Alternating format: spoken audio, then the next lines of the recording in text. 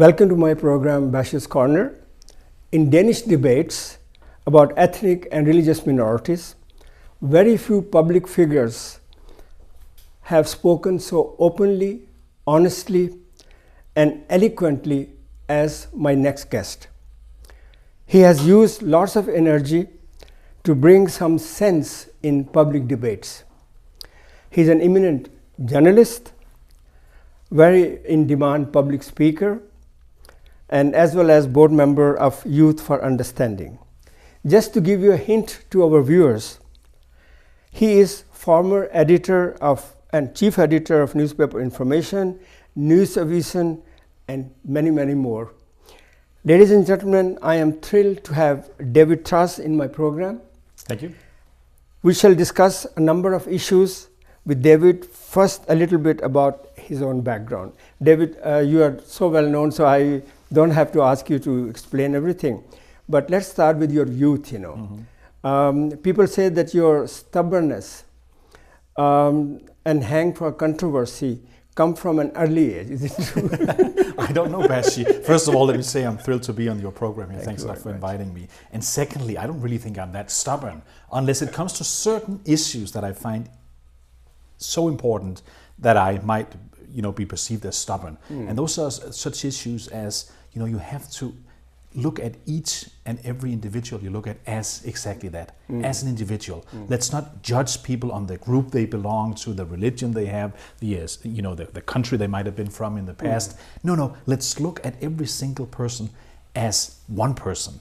And then we look at what that person says. What does he say? What does he or she say? What do they mean?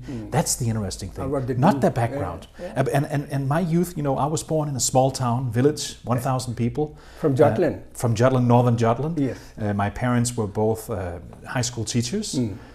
So I was used to, from the very beginning, from being 3, 4, 5, 6 years old, we had to discuss at the dinner table at my house. And my father and my mother wouldn't just allow us to have, me and my two siblings, we couldn't just have an easy opinion. We had to be able to, give arguments. Why is this your opinion? So you were groomed from your childhood.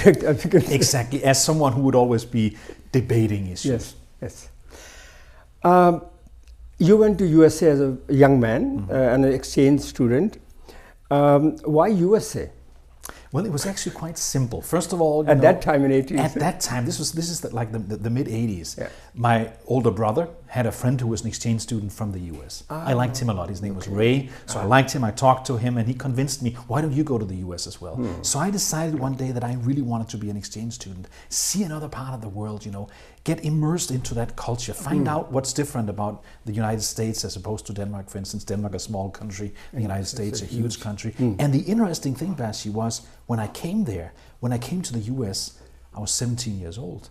And I realized, of course, that things can be done in a completely different manner than I was used to in Denmark, and still be just as good. Or maybe they are done differently and not as good. Yeah. But there are different ways of living. There are different ways of how you dress, what you eat, what you smell, all these things. And yet you might have a life that is just as interesting in one part of the world as in another one. So you were very impressed somehow? I was impressed. I liked it a lot there. I lived in an area that I didn't even realize when I lived there in Michigan that it was an area that was very religious. I didn't even notice that because with my friends, I just I was 17. I played football. I played baseball. I played. I was a wrestler and things like that. So I was just a young guy living in another country.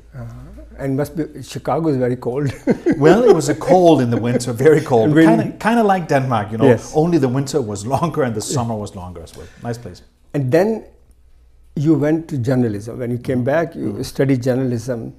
Why journalism? I mean, you have many interests. Journalism is rather unique profession.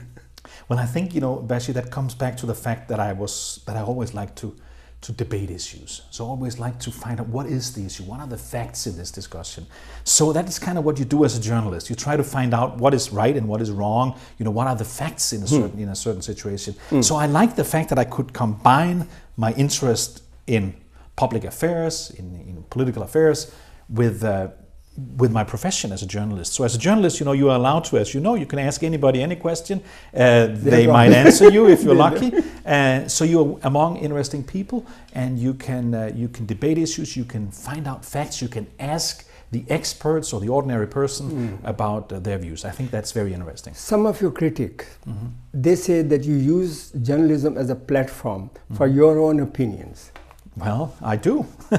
Sometimes I do. Because I think journalism is a very powerful tool. And I think you need to use it in a powerful way if you can.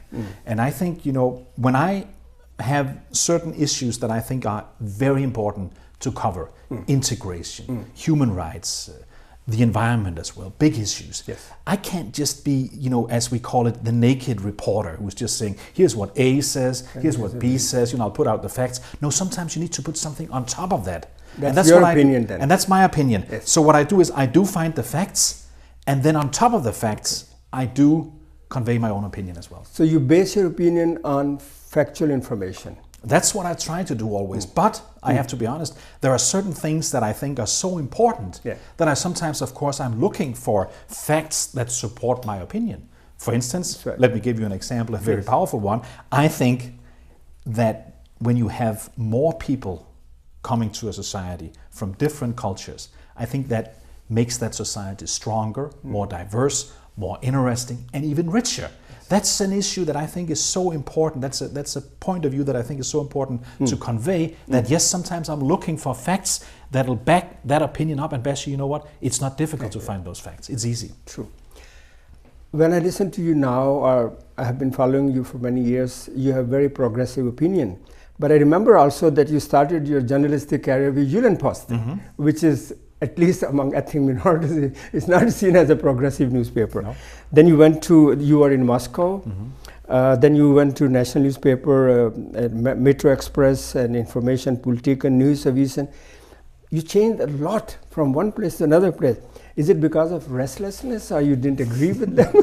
Well, sometimes it is restlessness. I am restless because I think, sometimes I'm very interested in one area. For instance, for a while, some years ago, I was very interested in the environment, and I spent a lot of time covering the environment. And then suddenly, I changed to something else. It's not that I don't think environment is important anymore, obviously not, but it's because I now find that the whole discussion about multicultural society is the most important one, and that's why I cover that one. So sometimes I'm restless, I'm always completely immersed in whatever I'm following at a certain point. At that moment. And then at another point, I sometimes switch to another one. But working for different types of media, that's extremely important, because that means that you have learned to direct your news, to direct your opinions, if that's the case, to different audiences. And that's very important. If you're a public speaker, you need to be able to talk to the right, to the left, to the middle, to the center, because if you can't, then you're just preaching to the choir, as we say. But then the question comes that all these media outlets you have been involved in, they have different ideology, they have different agendas, as you know very well. How did you manage to be sane in there? Well, first of all, when I worked for Jyllands-Posten in the 90s, I worked as a reporter. I was a Moscow correspondent, and I was the political editor. I did not write opinions. I didn't have anything to do with the opinion pages of Jyllands-Posten at the time. I was just a journalist, so to speak. So I was covering events. I was covering them in the most objective way as I possibly could, and that was not a problem. That was very easy.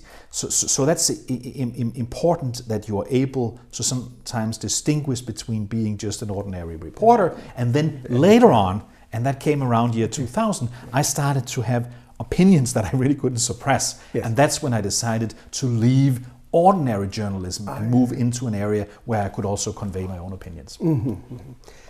Was it difficult to be in Russia, because Russia being the society that it is, and you being yourself and working for a right-wing newspaper? I mean, how did these two things? It didn't really matter. In Moscow, where I worked in the 90s, as well as when I worked for Berlingske around 5 years ago in Washington.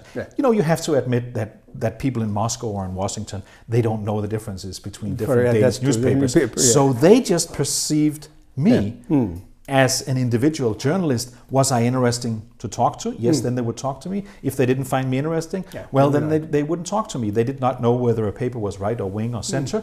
The important thing was they looked at me in America and in Russia as an individual who was maybe interesting or maybe not interesting. That's how I like to look at people all the time. You know, look at the individual, not the background that person has. Washington D.C. As a capital of USA, I mean, has a lot of elite journalists, you know, from all over big newspapers. You know, was it exciting to work there? Oh, it was extremely exciting to work in Russia in the 90s because at that time, Bashy, this was right after the Cold War had ended. Communism was still, you know, struggling to get back into power. They almost got back into power in the mid-90s. So that was extremely exciting at that time. When I was in Washington, it was during the Obama years. It was also, you know, incredibly exciting because you suddenly had that fantastic moment where the United States finally elected a black person as president. That was for me an amazing moment because that showed the best in America. The best in America is the multicultural society that it has. Sometimes it's not that good, but when they elected President Barack Obama, it was a fantastic moment. If I ask you all the assignments you had, what was the best assignment to date? Well, I think, you know, the most... What do you think? Yes, the most interesting job I ever had, I think, was when I was political editor in the late 90s for Jyllandsposten. Because working in politics and getting that close to politicians from the prime minister and all the way down, that was really, really exciting because I really got to understand, you know, how does politics work? You know, how do you get to the compromises? Why is it that sometimes one politician can get something through and why is it that another one can't get things through? And then, of course, you have to remember, this was the 90s. This was a time of you know, the unemployment would go down, the economy would go up, you know, things were moving in the right direction. So it was also an optimistic time.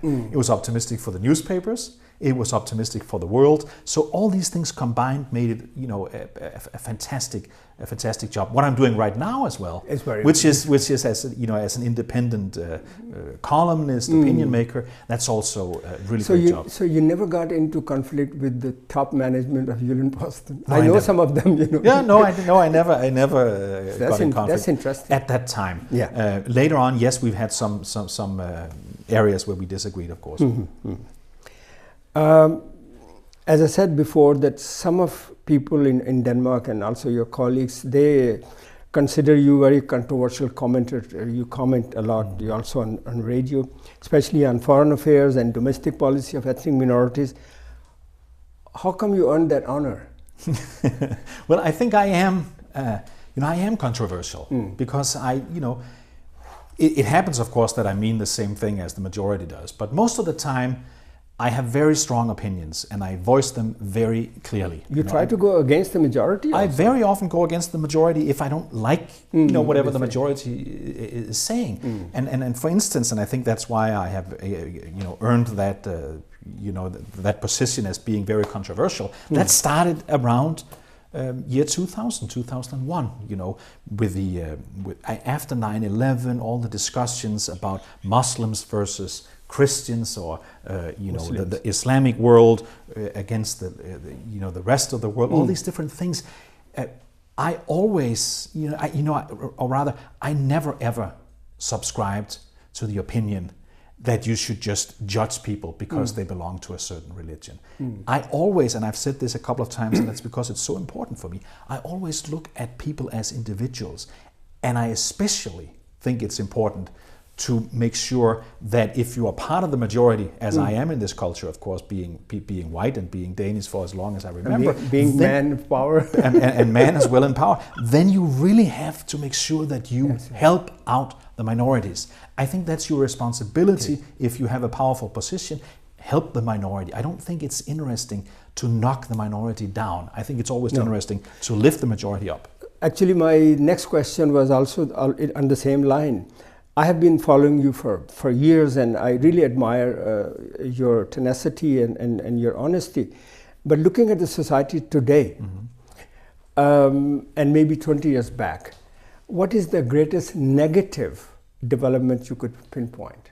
Well, if we are just looking at Denmark for the moment being, and by the way, we could just as well look at the rest of the West or Europe, but let's just look at Denmark. Yes. Then the two most negative things that have happened over the last 20 years. Number one, inequality has grown. You know, the gap between the richest, the gap between the richest and the poorest has grown. That's a problem. I don't like that. I like the fact that people are closer together economically as well.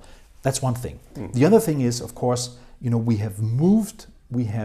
the Danish society has sort of slided from being a society that was very, very open-minded and tolerant towards a society that is now narrow-minded and very intolerant. And a society that has, you know, an unbelievably easy way of suddenly knocking minorities down. I don't like that. And let me say one thing that was interesting. We started out talking about my stay in the United States in the 80s. Yes. When I came to my high school in the United States in Michigan in the mid 80s, at that time I remember very well the first day I came into school. It was a white area. And I talked to a guy, I remember his name very well. His name was Junior Henderson. Okay. And Junior says to me, David, you're lucky you're going to know, and then the N-word school. Because we were all white at that school. And I was shocked because I came from, at the time, and you remember this, in the 80s, the Danish society was such an open, tolerant society. And I just could not, you know, I couldn't comprehend that there was a guy saying this to me. Now, it's the opposite. It's as if Denmark is much more intolerant, much more even racist towards certain groups. And the United States has moved in the other direction. And if I might just end this story, when I was back in my old high school area during the election in 2012, I met my old friend Junior Henderson again. Okay. And what did he have on the back of his car? He had an Obama sign, sticker. An Obama sticker. So the United States has moved in the right, in a better direction over those 20, 30 years, whereas Denmark has moved in the wrong direction. Okay.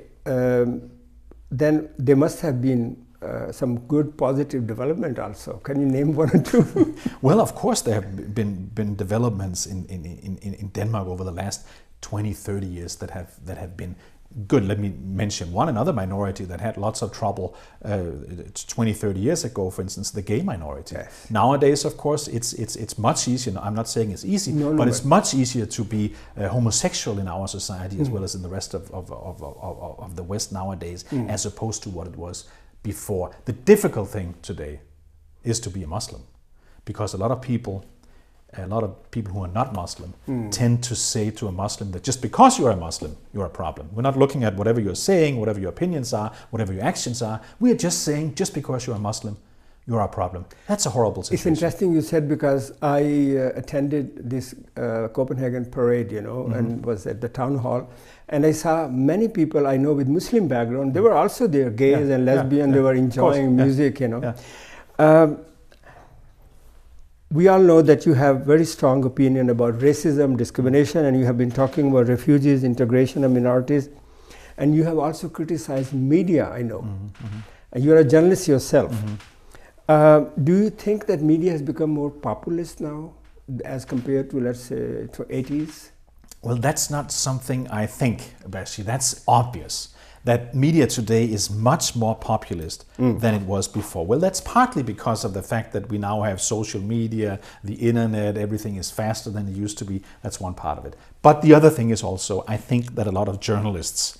the mainstream media. Mainstream media, a lot of journalists who work for mainstream media have kind of adopted some of the words, some of the rhetoric that you see being used by right-wing politicians. And I think it's important as a journalist that you don't just, as I said before, you know, you can't just as a journalist say, you know, here's what A says, here's what B says. Sometimes you also have to say, well, what B is saying is quite simply wrong. And you have to say that sometimes. And that's a problem that we don't do that.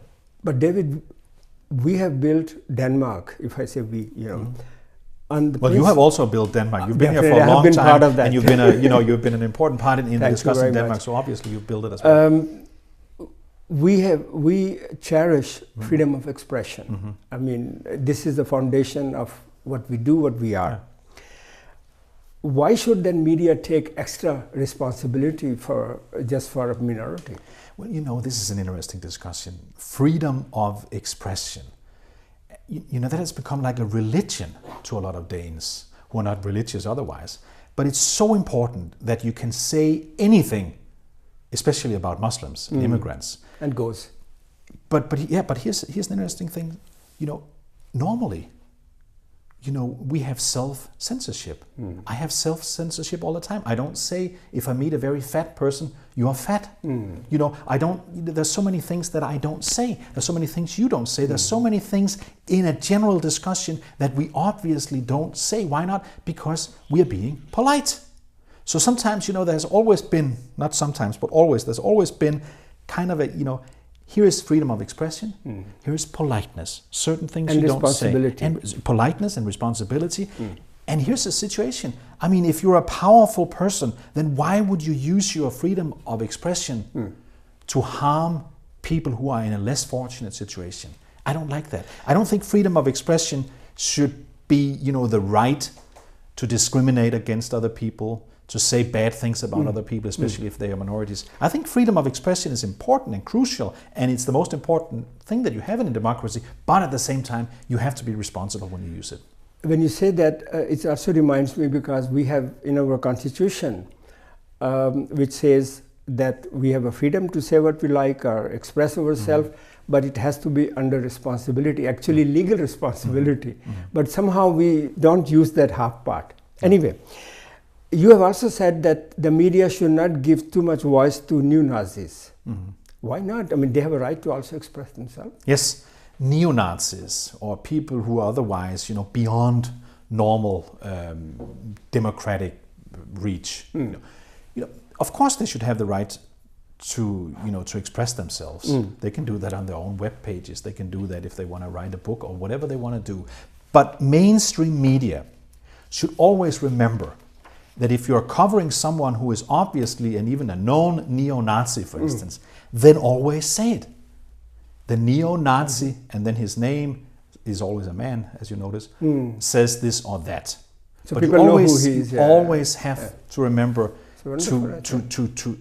to state if a person has a neo-Nazi background. The same thing if you're talking to someone who otherwise, in another context, is being an extremist, then we have to label it, we have to make sure that people see it, and sometimes we have to shame them out, show what they say. But here's a more important thing even. Why even spend our time discussing them sometimes? Why do we spend so much time debating, discussing what 50 people in Denmark might think? That's not interesting. In 2006, you wrote a book, Islam in Flames, somehow, What was the issue? Well, that was like, a it's year. About cartoons? It was a year or two after the big crisis about the cartoons that Jyllandsposten published. Yes. So this was, my goal was to kind of, get the broader picture. Why is there some kind of a conflict, a clash between some people in the West and some people in the Islamic world? Okay. What is it that's actually going on? So I try to cover these different trends, events on many different levels. Okay. For instance, local level in Denmark, but also, for instance, the Israel-Palestine conflict. I try to put all these things together and I try to explain that there is a reason why there are certain people who react the way that they did when the cartoons were printed, for instance. For me personally, let's just dwell a little bit with those cartoons. I remember very well that Thursday morning when I saw the cartoons in Jyllandsposten. And I said to my wife, we were having coffee in the morning, I'm going through the paper and I see these cartoons and I said, well, did they really need to print them? Because I know some people will get very upset about it. Of course, they have the right to print them, but why? Was it really necessary? Then later on, when it became a discussion about whether Jyllandsposten had the right to print those cartoons or not, well, then, of course, I stood on the side of freedom of expression, because, of course, they had the right to do it. It was not wise to do it. There's so many things you can do that that you can do. It's a right for you to do it, but is it also wise? And I think that's an important thing you should ask yourself always when you're trying to say something. Is it really necessary? Is it wise to say it? Or could you maybe harm fewer people by not saying it. Let's come to the, in old days there was left-wing parties and right-wing parties. Now there are strange alliances. Danish People Party with Liberal Alliance. Now they want to work with Social Democratic Party, and it's just, what do you think about all what is happening, this mishmash? Well, first of all, I think that it's sad that the Danish People's Party was established in 1995. I don't think anything good has come out of the Danish People's Party. I know some people in Denmark say, well, at least, they let off the steam. There's a possibility, for people to say certain things. No, I don't think so. I think it's sad that we have the Danish People's Party. I think the Danish People's Party is a problem because it's a party that only divides us. It's a party that wants to build walls. It's never a party that wants to build a bridge. It's always a party that talks in an extremely aggressive way about a large minority in Denmark, the Muslim minority, which is about a 250,000 people in this country. So why would you constantly try to harm them, that group of people, instead of trying to build bridges? But so that's why I think it's a problem. So you have the Danish People's Party. They have been so aggressive on issues that deal with immigration. Do you think they have too much influence at the moment?